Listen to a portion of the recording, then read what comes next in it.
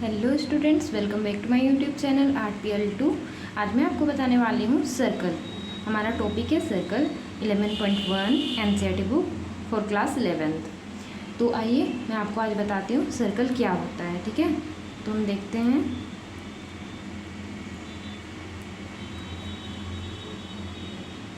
Circle क्या होता है, तो सबसे पहले हमें समझना पड़ेगा कि एक सर्कल क्या और कैसे होता है। मैं इसे अच्छी तरह से राउंड बनाने की पूरी कोशिश कर रही हूँ, पर ये बना तो नहीं परफेक्टली, पर फिर भी ठीक है। चलिए इससे हम समझते हैं। सबसे पहले हम देखेंगे या जानेंगे कि सर्कल क्या होता है। हम लोगों ने बहुत सारा चीज़ देखा हुआ है, जैसे कि सर्कल में क्या होता है, एक कॉइन होता है, बैंगल होता है, तो ये सारा क्या होता है, सर्कल होता है। सर्कल को एक तरह से हम बोल सकते हैं ये क्या होता है, ये एक 2D इमेज होता है। ये क्या होता है, 2D इमेज होता है। इसे हम देख सकते हैं किसी जगह पे, जैसे कि बेंगल होता है तो वो उस तरह से कुछ होता है। तो ये ये एक 2D इमेज है जिसे हम पकड़ नहीं सकते, बस देख सकते हैं। बेंगल का जो ये राउंड वाला हिस्सा तो वो ही होता है। और कॉइन जो है, कॉइन का भी एक तरह से हम इसे, इसकी जो परिधि होती है या फिर जो पेरीमीटर होती है, यही इसकी सर्कल होती है। तो ठीक उसी तरह से अब हम समझते हैं आगे क्या है। और तो मैंने जैसे कि आपको बताया हुआ है कि सर्कल क्या होती है, सर्कल एक 2D इमेज होती है। ठीक है, जिसे हम एक फिगर के रूप में नहीं देख सकते हैं। क्यों, देखिए हमें पता है कि हम किसे देख सकते हैं या छू सकते हैं, जैसे कि 3D इमेज होता है। 3D इमेज जो होता है हम उसे देख सकते हैं या छू सकते हैं, पर ये 2D इमेज होने की वजह से इसे हम बस एक पढ़ सकते हैं, एग्जाम्पल के तौर पे इस तरह से बना के समझ सकते हैं, पर इसे हम पकड़ नहीं सकते हैं। तो अब आगे हम समझते हैं। ये देखिए, ये क्या है, एक सर्कल में ये क्या होता है, ये हमारा होता है, इसे हम बोलते हैं कोड। ठीक है, कोड या फिर जीवा। मैं हिंदी में भी लिख देती हूँ ताकि जिन्हें समझ नहीं आती है इंग्लिश में, वो हिंदी में भी समझ जाएंगे। तो ये क्या होती है, कोड है। ठीक उसी तरह से अब हम ये सोच सकते हैं कि एक सर्कल में कितनी कोड हो सकती है, कितनी तरह की कोड हो सकती है। देखिए कोड क्या होगी, इनफाइनाइट होगी। क्यों, क्योंकि देखिए एक सर्कल में यहाँ भी, यहाँ भी, यहाँ पे भी, इस तरह से अगर हम इसे भरते जाएंगे तो ये पूरा क्या है, कोड ही है। ठीक है, इस तरह से तो ये हमारा बहुत सारा कोड हो गया, तो इन्फिनिटी बोल सकते हैं। और इधर से भी अगर ड्रॉ करते जाएंगे तो पूरा ये इन्फिनिटी हो जाएगा। ठीक है, तो हम बोल सकते हैं कि एक कोड में कितना एक सर्कल में कितना कोड होता है, तो कोड इन्फिनिटी होता है एक सर्कल में। ठीक है, अब हम आगे समझते हैं इसका डायामीटर। तो डायामीटर क्या होता है, जैसे कि इस पॉइंट से इस पॉइंट तक का डिस्टेंस, ठीक है, जो कि मिड पॉइंट से लेकर के यहाँ तक रहता है, तो ये है हमारा डायामीटर। तो डायामीटर में क्या होता है, डायामीटर कितना हो सकता है, डायामीटर भी इन्फिनिटी हो सकता है। क्यों, क्योंकि देखिए आप एक इधर से ड्रॉ कर सकते हो, एक इधर से ड्रॉ कर सकते हो, एक इधर से भी ड्रॉ कर सकते हो, आप किधर से भी करो, ये सर्कल है तो सर्कल है, तो ये डायमीटर किधर से भी हो सकता है। ठीक उसी तरह से रेडियस क्या होता है, ये हमारा हो गया डायमीटर। ठीक है, यहाँ से लेके पूरा यहाँ तक का, और जो इस सेंटर से लेके इस साइड तक का होता है, ये वो हमारा हो जाता है रेडियस। फिर चाहे वो इस साइड के लिए हो या इस साइड के लिए हो, इसे हम बोलते हैं रेडियस। अब हम आगे समझते हैं कि मैं आपको अलग अलग फिगर ड्रॉ करके दिखाती हूँ, जिससे आपको अच्छी तरह से समझ में आएगा। जैसे कि मैंने कोड के लिए बताया, ठीक है, कोड क्या होता है, इन्फिनिटी होता है, तो कोड के लिए मैं इन्फिनिटी वाला बना देती हूँ। बहुत सारा होता है इसमें कोड, मैं इस तरह से बना रही हूँ। ठीक है, ये है कोड के लिए एग्जाम्पल।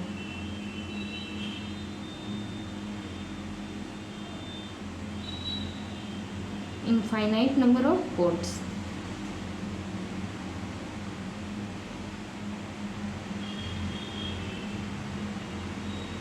ये है कोड। ठीक है, कोड के लिए अब हम समझते हैं एक डायमीटर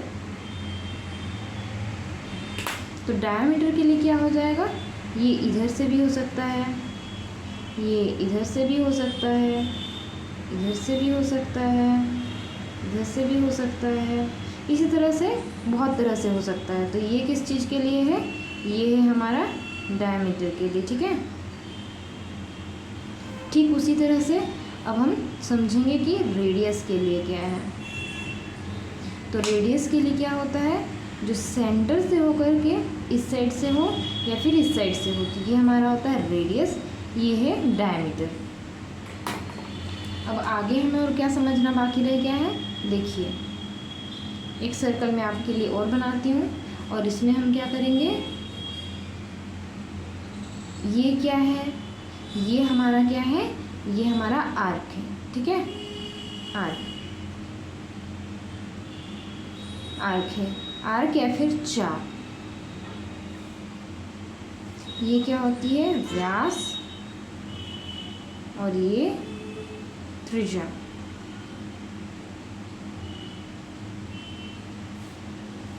तो चाप क्या होता है, देखिए यहाँ से लेके यहाँ तक का जो डिस्टेंस होता है, या फिर ये हम इस एरिया को हम पूरा चाप बोलते हैं, जो मैंने इस तरह से बनाया हुआ है, ठीक है, इसको हम पूरा चाप बोलते हैं। तो अब हम समझते हैं आगे क्या होता है, ठीक है। अब हम समझेंगे इक्वेशन, पहले समझेंगे कि इसका सर्कमफेरेंस क्या होता है। देखिए वैसे तो हम इसे पेरीमीटर भी बोल सकते हैं, पर अकॉर्डिंग टू सर्कल, मतलब सर्कल के हिसाब से आप इसे सर्कमफेरेंस बोल सकते हैं। तो इसका सर्कमफेरेंस मतलब कि ये जो बाहरी हिस्सा होता है, ये इसका सर्कमफेरेंस या फिर पेरीमीटर या फिर परिधि बोल सकते हैं। तो यहाँ पे मैं इसे यहाँ ड्रॉ करके यहाँ पे ही बता देती हूँ। ये वाला हिस्सा क्या हो जाएगा, ये वाला हिस्सा पूरा जो राउंड से दिया गया है वो हमारा सर्कमफेरेंस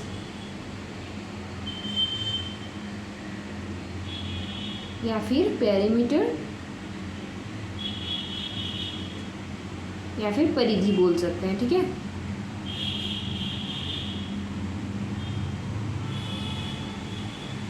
परिधि। तो यहाँ तक आपको समझ में आ रहा होगा। और हमारा सर्कमफेरेंस का फॉर्मूला क्या होता है, फॉर्मूला ऑफ सर्कमफेरेंस वो होता है हमारा 2πr। क्या होता है, 2πr होता है, ठीक है। अब आगे हमें और क्या समझना है, इस चैप्टर में हमें क्या करना है, 11.1 जो है इसमें हमें क्या जानना है, इसमें हमें सर्कल का डिफरेंट इक्वेशन को फाइंड करना रहता है। तो अब हम इक्वेशन इस चैप्टर में आते हैं। तो चैप्टर में आने के लिए सबसे पहले हमें इसका फॉर्मूला जानना पड़ेगा। तो फॉर्मूला क्या है, इक्वेशन ऑफ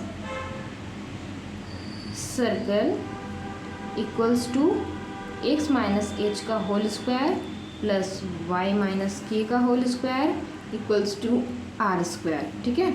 ये हमारा फाइंड करना है, मतलब ये फॉर्मूला है, इसके हेल्प से हमें इक्वेशन ऑफ सर्कल फाइंड करना रहेगा।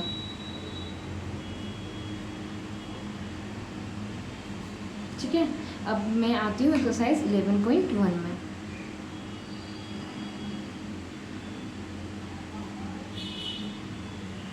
यहाँ तक आपको समझ में आ गया होगा कि सर्कल क्या होता है। जितना भी हम 2D इमेज को इस तरह से ड्रॉ करते हैं जो कि पूरी तरह से गोल होता है, तो उसे हम सर्कल एक तरह से बोल सकते हैं। प्लस क्या है, इसमें मैंने आपको कोड के बारे में बताया जिसमें इनफाइनाइट नंबर ऑफ कोड्स हो सकता है, प्लस डायमीटर भी इनफाइनाइट हो सकता है। और डायमीटर क्या होता है, यहाँ से यहाँ तक के बीच की दूरी है, यहाँ से यहाँ तक के बीच की दूरी, ये हमारा होता है डायमीटर। और रेडियस क्या होता है, जो सेंटर से लेके पेरीमीटर को टच करे वो होता है हमारा रेडियस।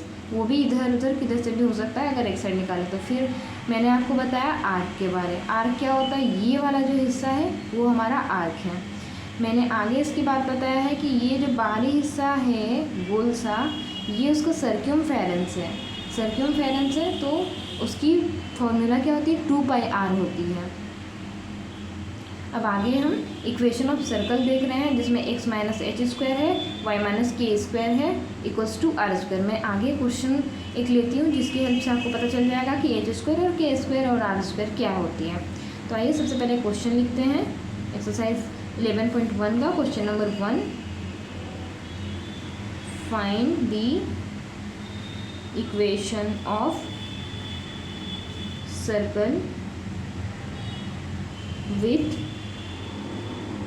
Centre 0,2 and radius 2। तो देखिए इस क्वेश्चन में हमें क्या फाइंड करना है, find the equation of circle. Equation of circle find करना है। दिया क्या गया है, सेंटर दिया गया है और रेडियस दिया गया है। तो यहाँ पे जो एच और के है वो क्या है, हमारा सेंटर है। ठीक है,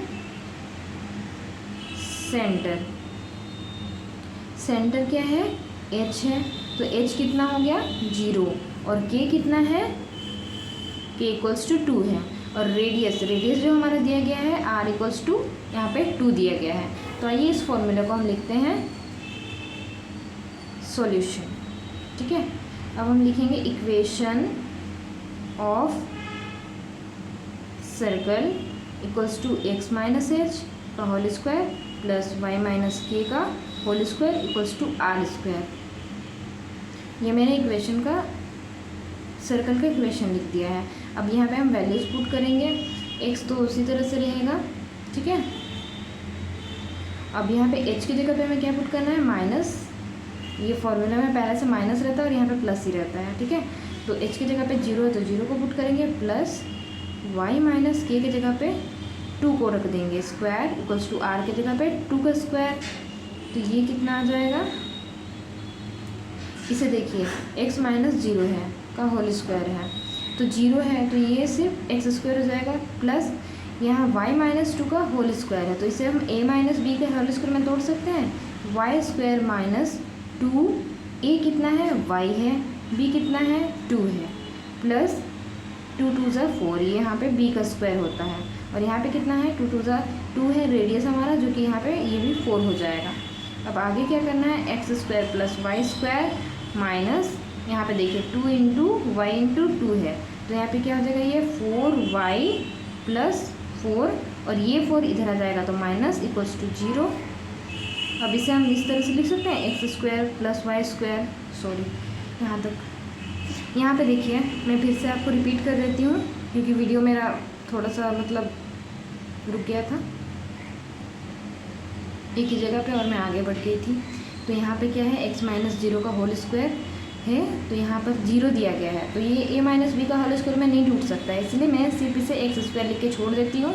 आगे क्या करना है, y माइनस 2 का होल स्क्वायर है तो y माइनस 2 का होल स्क्वायर दिया गया है तो ये हमारा a माइनस बी का होल स्क्वायर के फॉर्म में हम इसे लिख सकते हैं। तो मैंने बस इसे फॉर्मूला में तोड़ा है जो कि है वाई स्क्वायर माइनस 2a होता है और b होता है 2ab, तो 2 इंटू ए इंटू बी है। ठीक है, प्लस प्लस यहाँ पे क्या हो जाता है, b का स्क्वायर हो जाता है तो मैंने इसे डायरेक्ट 4 लिख दिया है इक्वल्स टू 4। अब आगे हम इसे सॉल्व करेंगे, एक्स स्क्वायर का एक्स स्क्वायर, वाई स्क्वायर का वाई स्क्वायर। अब यहाँ पे देखिए माइनस 2ab था तो यहाँ पे 2 2 ज़ा 4 और ये y तो 4y माइनस 4y और यहाँ पे देखिए ये वाला 4 जो कि b स्क्वायर था ये मैंने ऐसे ही उतार दिया और इधर वाला जो 4 था मैं इसे इधर लेके आ गया इक्वल्स टू 0 आ गया। तो यहाँ पे x square plus y square minus 4y और यहाँ पे प्लस 4 माइनस 4 इक्वल्स टू 0। तो ये आ गया हमारा आंसर, क्या, equation of circle equals to x square plus y square minus 4y equals to 0। ये आंसर आ गया। तो इससे आपको समझ में आ गया होगा कि हमें किस तरह से फाइंड करना है। Thank you students.